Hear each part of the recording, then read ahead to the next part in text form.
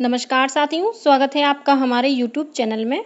आप छत्तीसगढ़ की किस जगह से हमारे समाचार सुन रहे हैं, कृपया कमेंट बॉक्स में लिखकर हमें जरूर बताएं। रायपुर से प्रस्तुत हैं छत्तीसगढ़ के प्रादेशिक समाचारों के साथ में रजनी शुक्ला। पहले मुख्य समाचार। बलौदाबाजार में हुई तोड़फोड़ और आगजनी की घटना को लेकर मुख्यमंत्री ने की उच्च स्तरीय बैठक। केंद्र सरकार ने छत्तीसगढ़ को जारी की 4,761 करोड़ रुपए से अधिक की कर धनराशि। अखिल भारतीय तकनीकी शिक्षा परिषद ने चिरमिरी में 240 सीटों के शासकीय पॉलिटेक्निक कॉलेज की स्थापना को मंजूरी दी और रायपुर के इंदिरा गांधी कृषि विश्वविद्यालय में आज से 3 दिवसीय राष्ट्रीय आम महोत्सव का होगा आयोजन। अब समाचार विस्तार से। बलौदाबाजार जिले में हुई तोड़फोड़ और आगजनी की घटना को लेकर कल मुख्यमंत्री विष्णुदेव साय ने अपने निवास कार्यालय में एक उच्च स्तरीय बैठक की। इस बैठक में उप मुख्यमंत्री विजय शर्मा और अरुण साव के अलावा राज्य सरकार के 5 मंत्री भी मौजूद थे।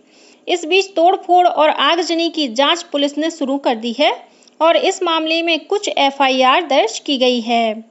वहीं उप मुख्यमंत्री विजय शर्मा ने बीती सोमवार रात जिला मुख्यालय बलौदाबाजार में की गई तोड़फोड़ और आगजनी की घटना का जायजा लिया।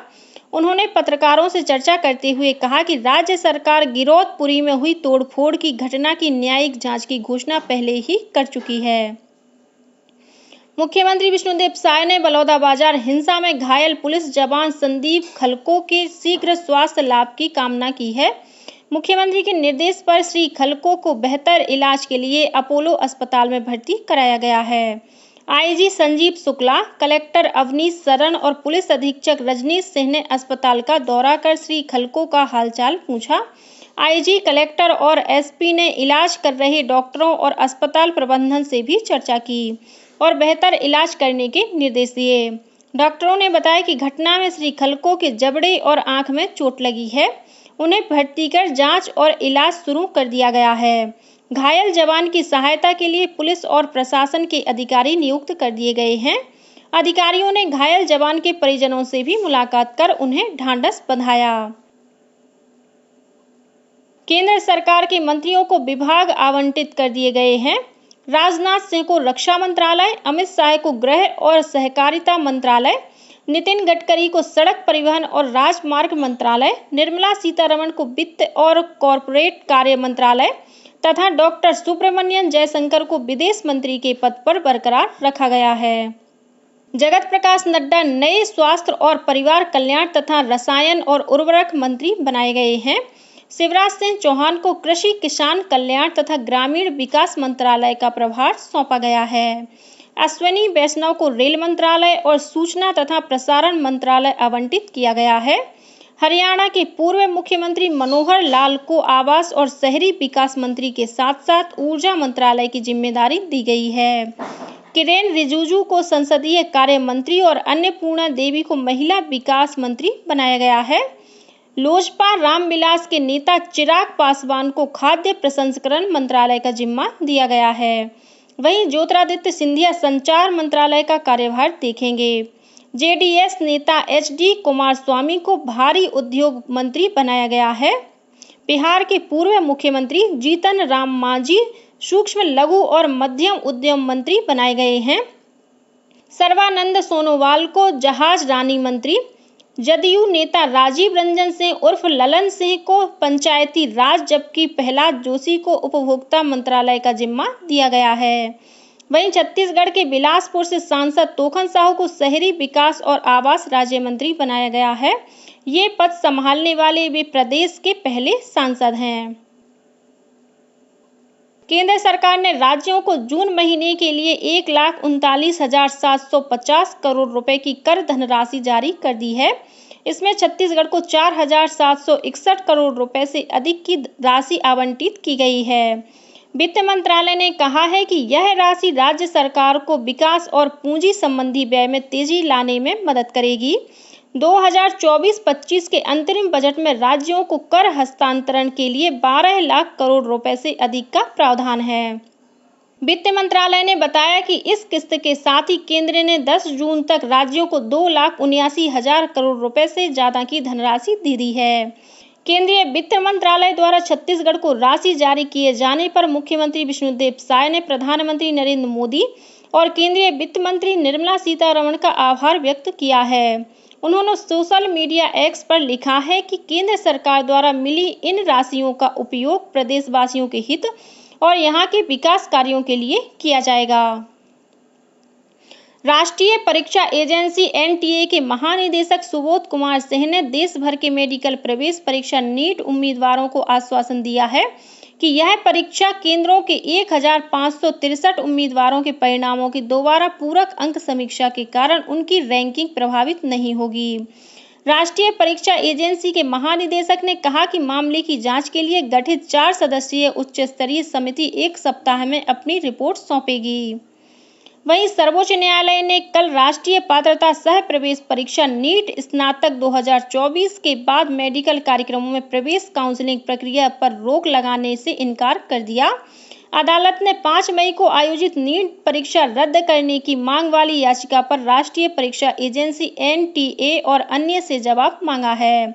इस मामले को एक अन्य लंबित याचिका के साथ जोड़कर अब 8 जुलाई को सुनवाई होगी।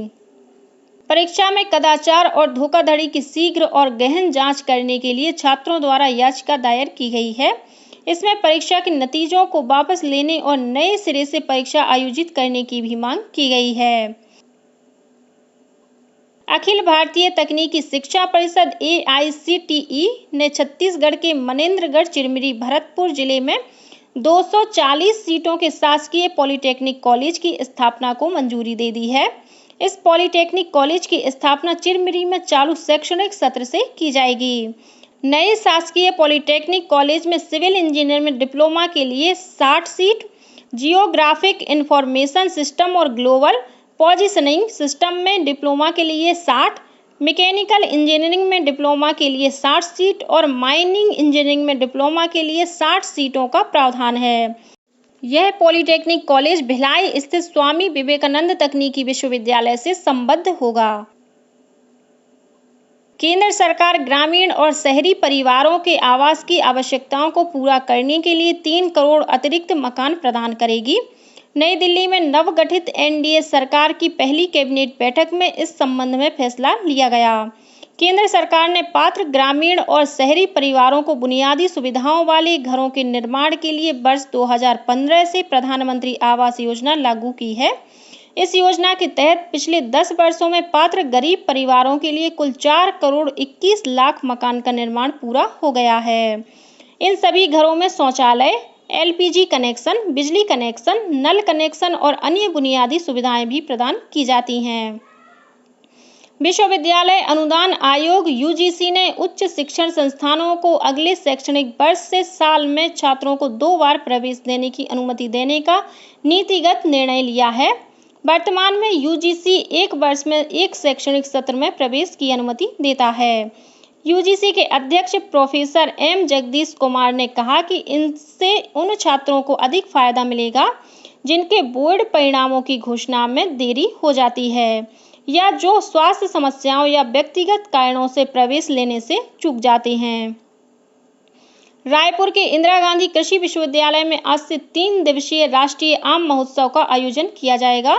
इस महोत्सव में आम की 150 से अधिक किस्मों और उससे बने 56 व्यंजनों का प्रदर्शन किया जाएगा। इस दौरान आम की विभिन्न किस्मों की प्रतियोगिता आयोजित की जाएगी।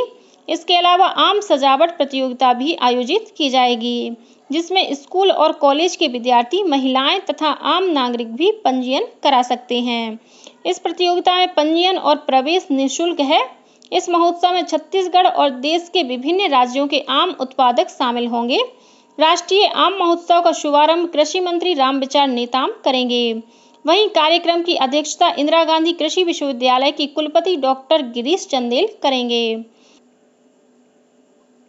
आज अंतर्राष्ट्रीय बाल श्रम निषेध दिवस मनाया जा रहा है।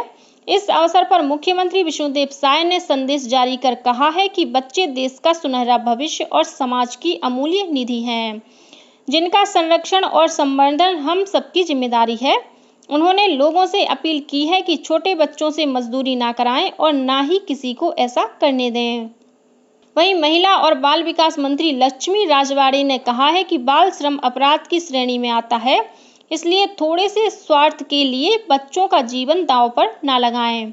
बच्चे समाज और देश का भविष्य होते हैं। जम्मू कश्मीर के रियासी जिले में रविवार शाम को तीर्थयात्रियों की बस पर हमला करने वाले आतंकवादियों को पकड़ने के लिए सघन अभियान चलाया जा रहा है। सुरक्षा बलों की 11 टीमें इस काम में लगी हैं। घटना स्थल के आसपास के इलाके की घेराबंदी कर दी गई है। आतंकवादी हमले के बाद जम्मू और राजौरी जिलों में हाई अलर्ट घोषित कर दिया गया है। उधमपुर रियासी रेंज के पुलिस उप महानिरीक्षक रईस मोहम्मद भट्ट ने बताया कि आतंकवादी हमले के बारे में सुरक्षा बलों को कुछ सुराग मिले हैं। ऐसी खबरें हैं कि लश्कर-ए-तैयबा के कमांडर अबू हमजा के इशारे पर किए गए इस हमले में 4 आतंकवादी शामिल थे। राष्ट्रीय अन्वेषण अभिकरण, राज्य जांच एजेंसी और फॉरेंसिक विभाग की टीमें जांच कर रही हैं। गौरतलब है कि रविवार को आतंकवादियों ने तीर्थयात्रियों को ले जा रही एक बस पर अचानक गोलीबारी शुरू कर दी थी। यह बस रियासी जिले में तेरियात गांव के पास कटरा में शिवखोरी मंदिर से माता वैष्णो देवी मंदिर जा रही थी। गोलीबारी के बाद बस गहरी खाई में गिर गई, जिसमें 9 लोग मारे गए और 41 लोग घायल हो गए थे। विधानसभा अध्यक्ष डॉक्टर रमन सिंह की अध्यक्षता में कल विधानसभा सचिवालय में स्वास्थ्य मंत्री श्याम बिहारी जायसवाल और उप मुख्यमंत्री विजय शर्मा की उपस्थिति में प्रदेश की स्वास्थ्य व्यवस्था और मेडिकल कॉलेजों की सुविधाओं में विस्तार को लेकर चर्चा की गई। विधानसभा अध्यक्ष ने प्रदेश के मेडिकल कॉलेजों में विशेषज्ञ चिकित्सकों की कमी को लेकर चिंता जाहिर की और उनके मानदेय को बढ़ाने तथा उन्हें नियमित करने को लेकर जरूरी निर्देश दिए। स्वास्थ्य मंत्री ने विधानसभा अध्यक्ष के सुझाव पर एक समिति बनाने के निर्देश दिए हैं। इस समिति में स्वास्थ्य विभाग के विशेष सचिव नोडल अधिकारी होंगे।